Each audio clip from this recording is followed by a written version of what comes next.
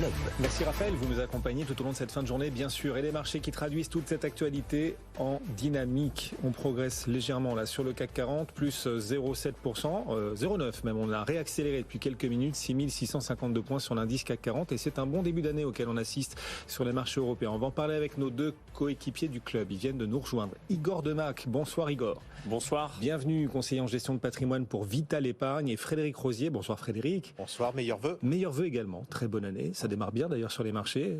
On a oublié de dire que vous travaillez pour Mirabeau France, Frédéric. On va bien démarrer l'année quand même en citant la marque. Gérant pour Mirabeau France et donc Igor Demac, j'ai cité 2 fois Mirabeau, pour Vital Épargne, 2 fois chacun. Ce CAC 40, ces marchés européens qui démarrent quand même sacrément bien l'année. C'est plus mitigé à Wall Street. Première séance aujourd'hui, après un long week-end de 3 jours. Wall Street hésite un peu, moins 0,2 là sur le S&P, mais en Europe. Hier, on a gagné 2% quasiment sur le CAC et encore 1% de hausse aujourd'hui. Il y a des raisons, des causes fondamentales à cette hausse ou c'est un potentiel caché là qui est en train de se révéler pour 2023? C'est trop tôt pour dire. En général, les débuts d'année, c'est toujours un peu des moments, pas d'euphorie, mais on a plutôt en général des bons débuts d'année dans les premiers jours. Après, il y avait eu aussi un mouvement de hausse et de baisse au courant du mois de décembre. Donc, je crois que là, pour l'instant, on est plutôt dans une phase d'observation. Je ne crois pas que les portefeuilles bougent énormément en termes de pondération. On va avoir la publication des résultats. C'est un petit peu cette période qui va donner là sur le premier trimestre, voire le deuxième trimestre en matière de microéconomie et de performance. Après, on parlera sûrement de la différence de performance historique entre les indices américains, européens, français, mais il y a d'énormes retards de performance, notamment des actions européennes et des actions françaises. Donc, c'est pas les 2-3% d'écart avec un indice action américain qui change aujourd'hui la donne.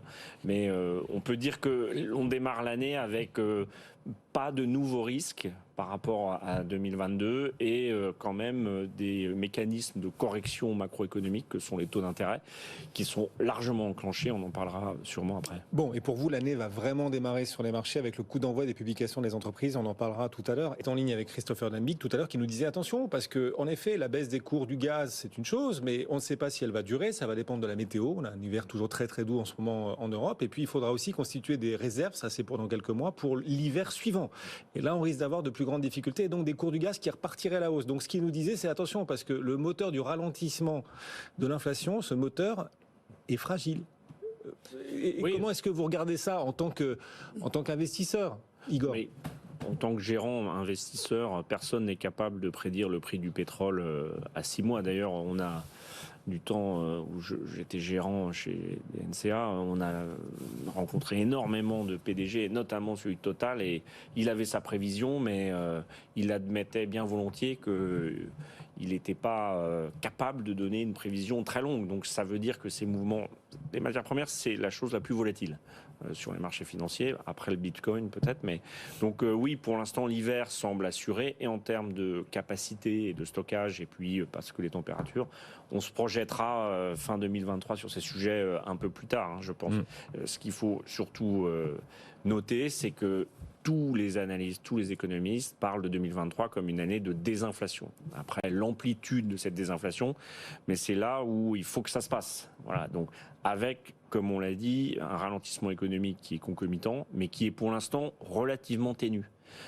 Et pourquoi c'est important les prix de l'énergie? C'est que dans l'indice d'inflation européen, l'énergie représente plutôt 2/3 de la composante prix. Aux États-Unis, l'énergie est un peu moins pondérée dans les indices. Mais comme ce qu'on voit sur les États-Unis finit par se translater chez nous, puisqu'ils sont toujours en avance de cycle, c'est vrai qu'on remarque qu'aujourd'hui, le pétrole, qui est un pouvoir d'achat pour le consommateur, reflue, le gaz aussi, on n'a pas de problématique d'approvisionnement énergétique. Donc l'hiver, et moi j'avais surtout dit, on va voir comment on passe l'hiver. Et si on passe bien l'hiver, je pense que les marchés vont fonctionner de manière un peu plus sereine en termes de volatilité. Si la désinflation se confirme en 2023, est-ce que forcément les marges des entreprises vont se détendre, vont s'améliorer, ou est-ce qu'au contraire 2023 sera l'année d'une pression accrue sur les marges des entreprises, même en phase de désinflation? C'est compliqué les marges des entreprises parce que d'abord elles communiquent assez peu. Ensuite, il y a quelque chose qu'on a regardé, c'est le ratio commande sur production qui est à des niveaux historiquement hauts. Donc il y a un carnet de commandes qui est qui est plein et on connaît jamais vraiment le prix du carnet de commandes et le niveau de marge. Alors, les activités telles que la construction sont assez bien capables de le donner, mais on ne connaît pas le niveau des marges. Donc, je pense quand même qu'il y a des moyens pour les entreprises de contrecarrer ou de plus augmenter leur prix, parce que, en fait, quand on dit qu'il y a de l'inflation, ça crée des effets d'aubaine, hein. C'est-à-dire qu'il y a des gens qui ont des produits en stock qu'ils ont achetés au coût d'avant l'inflation, mais ils vont vous les vendre au prix de l'inflation. Mais en fait, ils ne devraient pas être vendus au nouveau régime de prix. Donc, c'est vraiment quelque chose. Et pour les analystes, c'est un peu comme les taux de change. C'est très très compliqué de prévoir ce qui va sortir. Bon.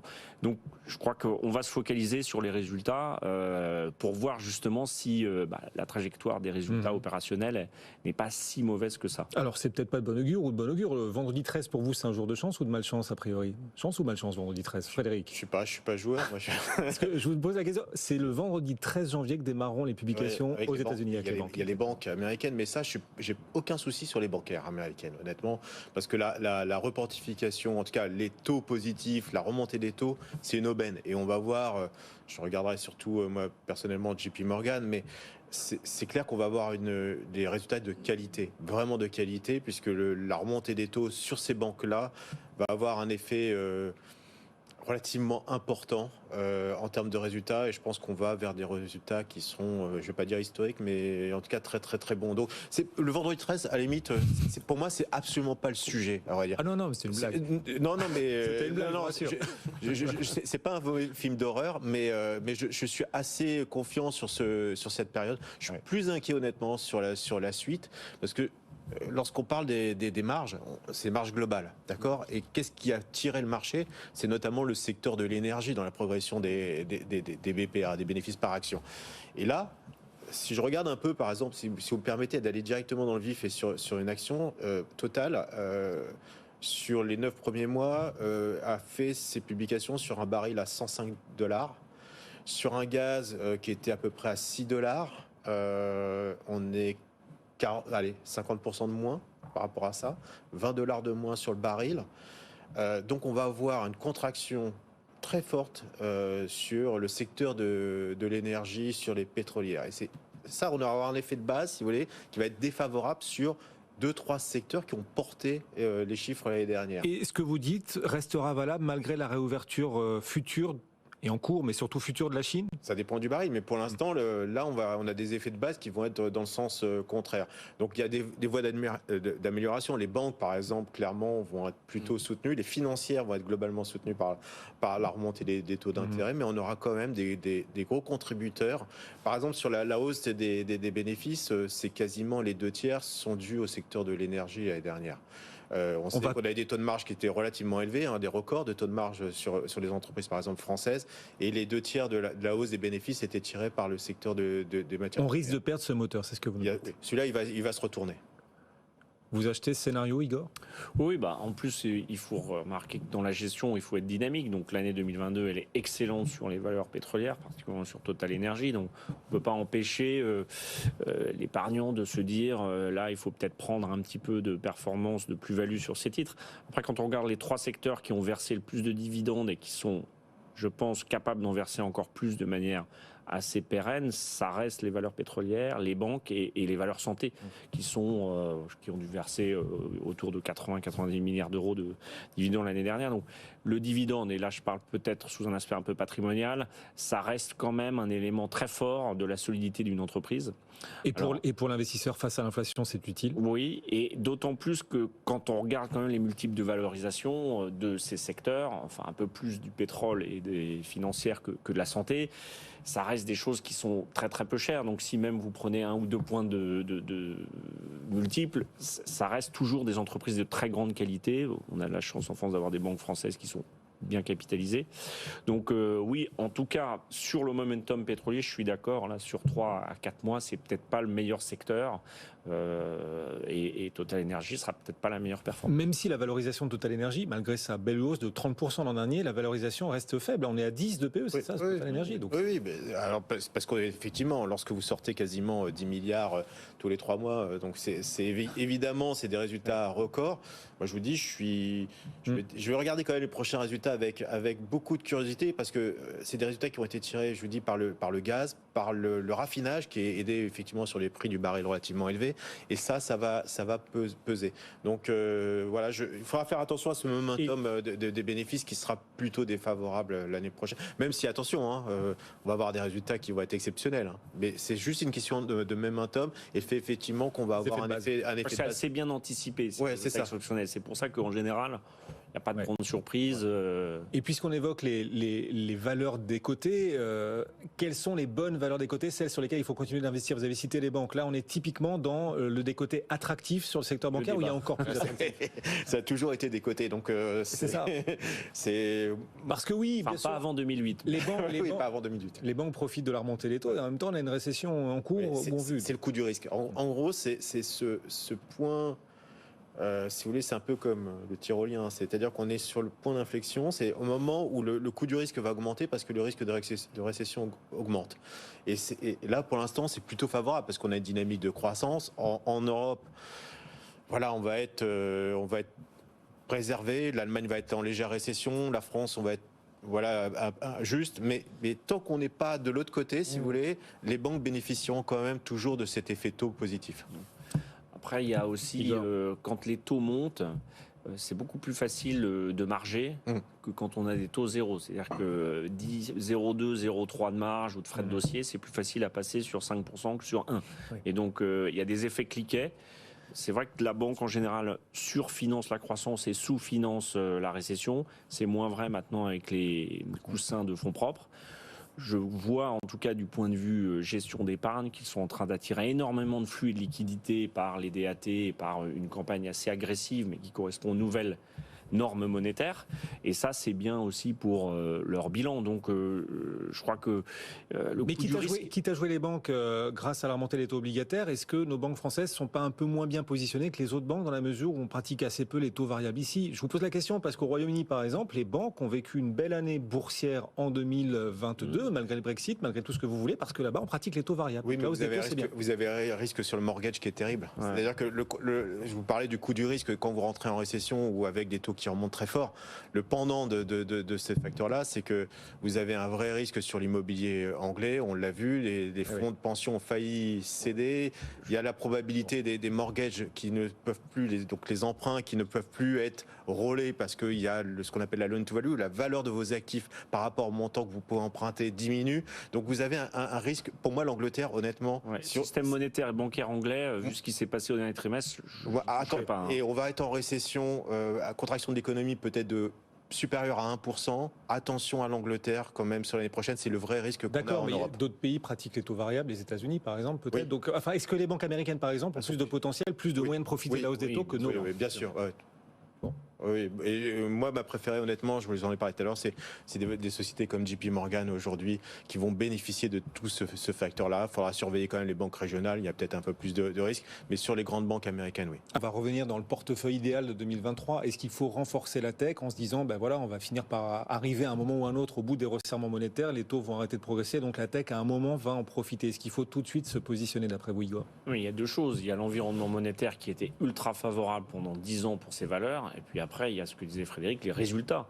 Et puis la concurrence, on l'a vu avec les plateformes vidéo, Netflix était tout seul, et puis maintenant, Netflix n'est plus tout seul. Donc après, on se base sur son produit, sur son offre, sur ses investissements dans l'industrie de l'entertainment. C'est exactement pareil dans la voiture électrique, quand vous avez Stellantis qui débarque, ou les grosses sociétés allemandes qui vont en plus devoir produire aux États-Unis avec le IRA, vous allez forcément être confronté à ce que tous les secteurs doivent affronter, c'est la compétition, la concurrence, l'avantage technologique. Donc c'est normal que maintenant on ait un fonctionnement plus, entre guillemets, encore une fois, normalisé de ce secteur-là, qui a de toute façon été de manière complètement atrophiée, surreprésenté dans les indices, dans les portefeuilles.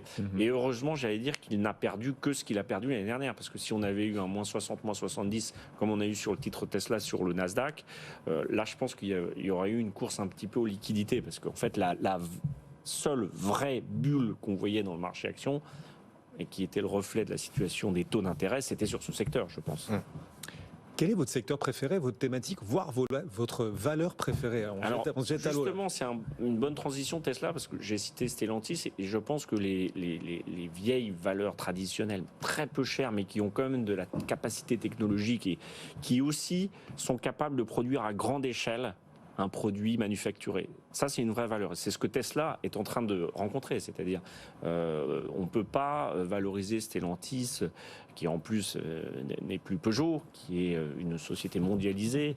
À 3 comme elle l'est aujourd'hui. Oui, un peu 3. Enfin, nous, en tant que gérants, je pense qu'il n'y a pas beaucoup de risques à avoir cette valeur-là, à ce moment-là du cycle, et à ce moment-là, des questionnements qui vont se poser sur le véhicule électrique, parce que ça a été à la mode, et puis on a vu qu'on avait subventionné les Tesla pour en acheter en Europe. Maintenant, elles sont subventionnées aux États-Unis, mais s'il y a autant de subventions, c'est pas forcément aussi des véhicules qui se vendraient tout seuls. Donc, je pense que l'automobile est un secteur qui pourrait bénéficier d'une accalmie sur le pétrole, même s'il n'y a pas toujours des corrélations énormes, mais quand même, c'est un produit aujourd'hui dont on ne peut pas vraiment se passer.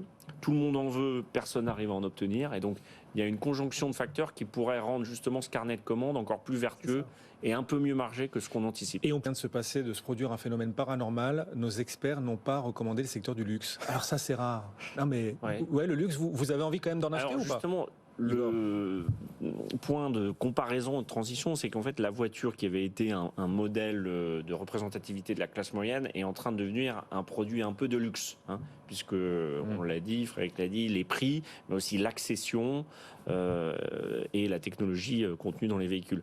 Moi, je pense que le LVMH, notamment, puisque c'est de cette valeur dont on parle, avec l'ouverture de la Chine, et on voit bien, ceux qui se baladent à Paris ont très très bien remarqué qu'il y a de nouveau beaucoup plus de touristes asiatiques, pas uniquement les Chinois, mais des Coréens, des Japonais, mais les Chinois étant les grands acheteurs de luxe. Même si la valeur est chère, même si elle a déjà monté, c'est un incontournable de ce que j'appelle l'économie du consommateur travailleur. C'est que tant qu'il y a des consommateurs et qu'ils ont un emploi, ils vont se diriger vers des produits de luxe, parce que c'est aujourd'hui le modèle de société, le modèle de vie généralisé, générique, mondialisé. Je fais aucun commentaire de moralité là-dessus, mais c'est ce qui se passe. Vous passez vos soirées devant Emily in Paris, on a compris. Et c'est pour ça que LVMH, ça c'est plutôt bien pour les Airbnb à Paris. Ça, les prix de l'immobilier sur les petites surfaces. Mais en tout cas, il n'y a pas d'antinomie à avoir en même temps LVMH et Stellantis, parce que ce qui va diriger les performances des entreprises, c'est les résultats, la micro. La macro, on a bien compris, on aura un peu moins de croissance, on a des taux d'intérêt plus forts, mais les sociétés qui vont être capables de maintenir leur marge, créer de la valeur, c'est elles qu'il faut choisir, quel que soit le prix. Vous nous le disiez au tout début, l'année boursière n'a pas démarré. Elle démarrera avec les premières publications des entreprises. C'est ainsi que vous voyez les choses. Merci messieurs. On aurait pu tenir encore une grosse demi-heure. Malheureusement, le temps passe trop vite sur cette antenne. Igor Demac nous accompagnait, conseiller en gestion de patrimoine pour Vital Épargne. Merci Igor, merci Frédéric Rosier également. Merci.